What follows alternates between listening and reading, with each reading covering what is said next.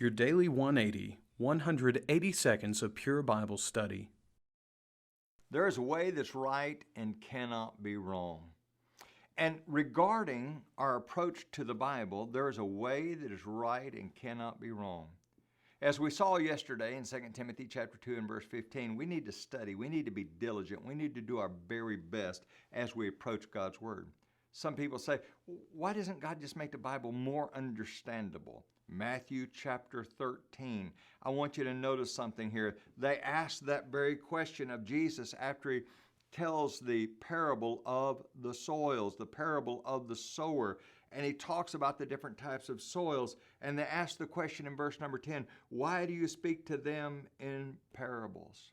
Now Jesus explains to them that there's certain mysteries of the kingdom of heaven that are not revealed to them. Now, what's the problem? Is God keeping them from knowing these things? Look at verse 13. Therefore I speak to them in parables, because seeing they do not see, and hearing they do not hear, nor do they understand. Has God limited them in some way? No, keep reading. Look at verse 14.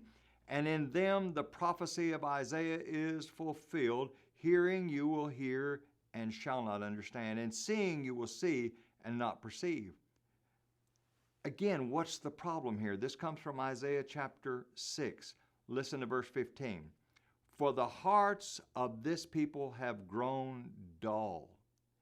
Their ears are hard of hearing, and their eyes they have closed, lest they should see with their eyes and hear with their ears, lest they should understand with their hearts and turn, so that I should heal them. Do you see the problem here? Jesus is saying the ultimate problem here is not with God, it's with them. They have dull hearts. They have dull ears. They've hardened their, matter of fact, the King James says their hearts have waxed gross. You see, these people don't have a disposition to understand God's Word. John 7 and verse 17. Some people say, well, it's just impossible for us to understand the Bible, certainly not understand the Bible alike, and for us all to agree.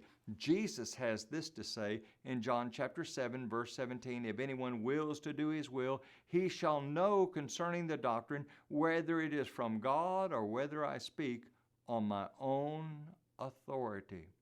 Now, we're going to see more about this tomorrow, that the problem comes down to our desire. Do we want to know the truth? Are we convinced that there's a way that's right and cannot be wrong?